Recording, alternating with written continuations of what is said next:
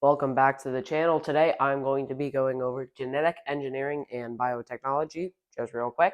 So genetic engineering is the use of technology to manipulate the DNA of one organism by adding DNA of another organism. And then another key term here is restriction enzymes cut DNA at a specific sequence. So a restriction enzyme is a protein that bacteria make that will cut up, a virus at a specific sequence, but biologists and researchers can use these restriction enzymes to cut one DNA from one organism, DNA from another organism.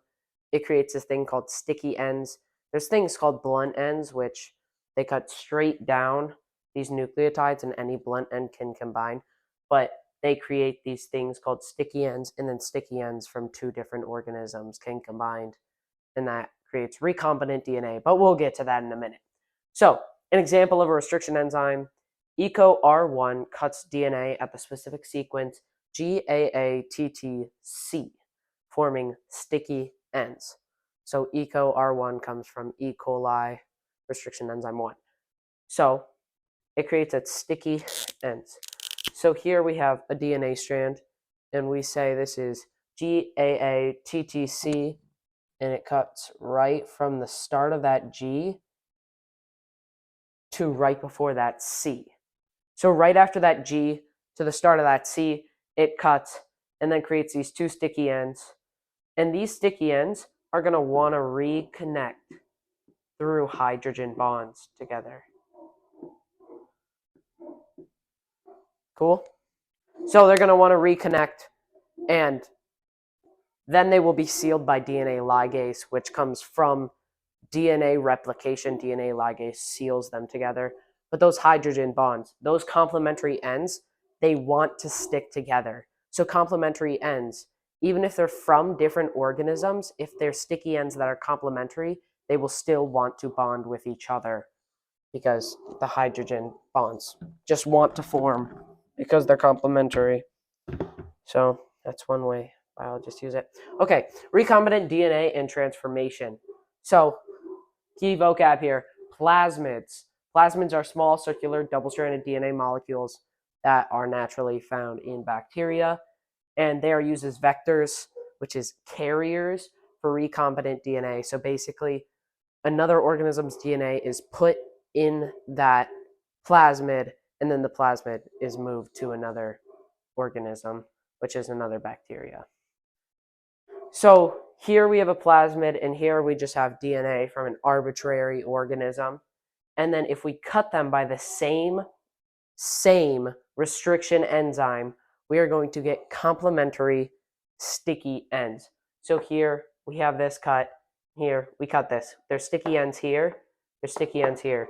And then together, once you put this new DNA next to this plasmid, there's a chance that the plasmid will connect with this DNA and become a recombinant DNA, because this plasmid could connect with the sticky end that was just parted from it. Like when the enzyme cut it, it could reconnect with that sticky end, but there's a chance it connects with this one, and we get recombinant DNA, which is a transgenic organism, which means an organism has genes from multiple places. So here would be that bacteria. It's got its plasmid, it's got its DNA. Notice that the plasmid and DNA are separate. Plasmids and DNA do not go through their own replication. There's multiple plasmids in bacteria. Well, they can have multiple, and plasmids can replicate differently and at different times than the DNA. And then, as you see, this bacteria goes through replication, binary fission, and now there's two new bacteria with that recombinant DNA. So transformation in recombinant DNA can be used to produce proteins wanted by humans, such as insulin and the human growth hormone, and then we can extract those from the bacteria that produce them and then use them for our own needs. Moving on to gel electrophoresis. So, gel electrophoresis. So, some background. DNA has a negative charge due to its phosphate backbone. So, it's got phosphate in a sugar backbone, phosphate. makes it a negative charge. So here's gel electrophoresis. It's this tub of gel, and they've got a bunch of little holes in them.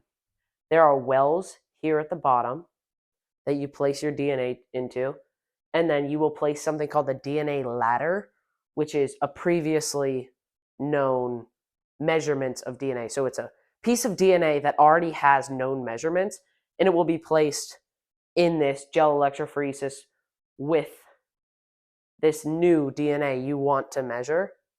So these will be little references. So here's 100 nucleotides, 200, 300, 400, 500, 600, 700. And as you see, there's this one this one down here is about 600 nucleotides. So we can estimate how big these fragments are, which is what gel electrophoresis is. It's sorting DNA by the size of its fragments. So a bunch of DNA of roughly the same size will clump up and become visible. So if you have a bunch of DNA and you put it in here, if it's about the same size, it'll travel about the same distance and they'll clump up together. So talking about distance, traveling, that may just sound weird. What am I talking about, right? So DNA has a negative charge. Here at the wells, there's a negative charge bar. This bar is giving off negative electricity. And there is salt. There's salt and water within this gel to allow conductivity of the electricity through the whole gel. So there's negative charge here, but there's a positive charge here. So this negative charge of DNA wants to get to the positive side. So it has to navigate through all these little holes to get there. So the smaller fragments of DNA are going to be able to navigate easier through these little holes than the larger ones. The larger pieces could get stuck or tangled around something, but the smaller pieces, they're much easier just to navigate through the holes. So the smaller pieces will travel further, and on our reference piece, we can just see, oh, 100 nucleotides is up here. That's why 100's up here, 700's down here. So this piece would be the smallest, second smallest, third smallest, fourth smallest, and then the biggest piece would be there. So smaller fragments move further than larger fragments. Okay, polymerase chain reaction. So once a sequence of DNA fragments is known, then polymerase chain reaction can multiply the amount of DNA by large amounts. It can just scale the amount of DNA you have. This can be used for forensic testing when you just have one molecule of DNA from anything, a hair strand, a little piece of blood.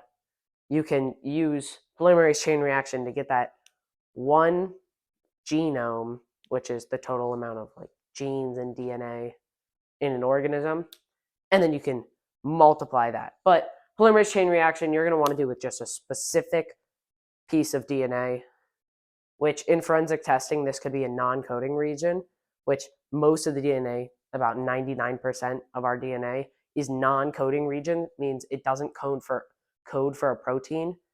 And it is very rare two people will have the same non-coding regions, except for identical twins.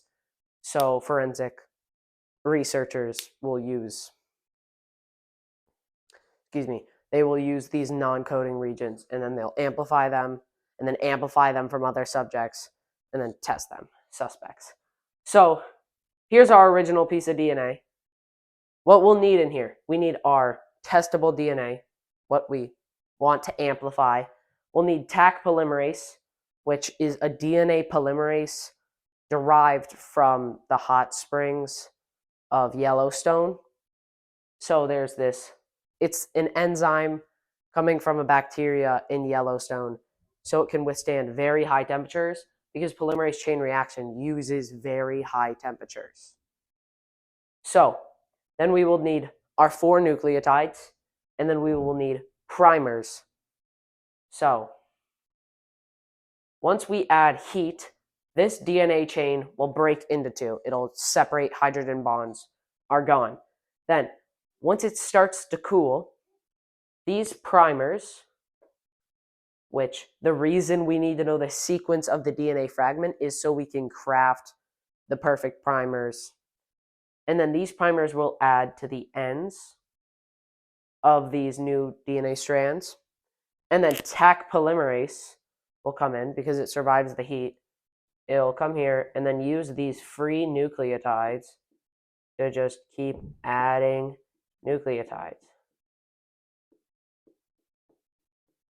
And then DNA will be formed. Whatever. That's a very bad drawing. But if you see, so heat takes apart the DNA. Then once it cools, primers bind to the ends of these DNA strands. And then Taq polymerase binds and adds the complementary nucleotides to it. And then you have 2 new strands of DNA, and then the cycle begins again. It heats up again. They split into 4 strands. It cools, primers add, Taq polymerase attaches on, nucleotides are added. Then you have 4 strands. Then it splits to 8. And it keeps multiplying over and over again. It's an exponential function.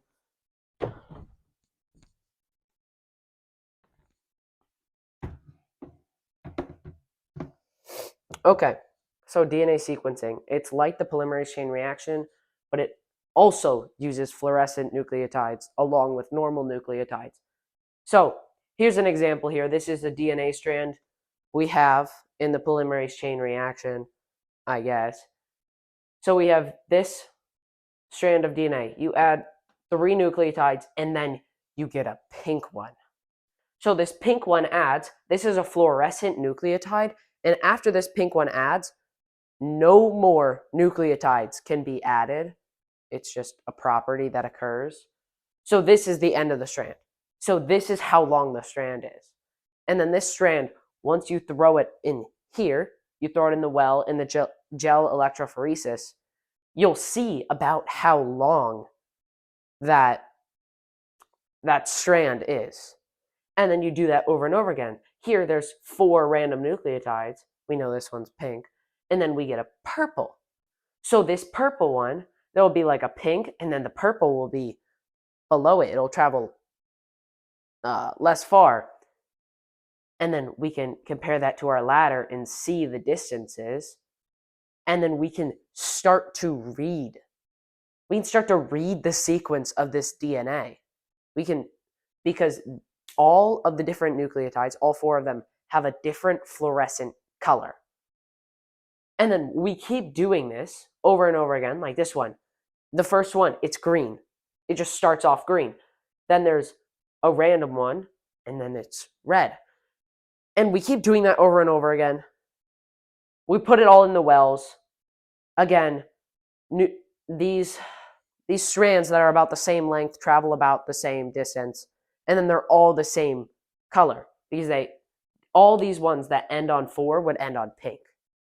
So all of those would clump together, and then we start to get something with a bunch of colors, and then these colors correspond to a specific nucleotide, and then we can literally read the sequence of DNA. And that's crazy. So that is how the Human Genome Project happened. They did this over and over again with automatic sequencing machines, and they sequenced all 3 billion nucleotides in our genome. It's crazy.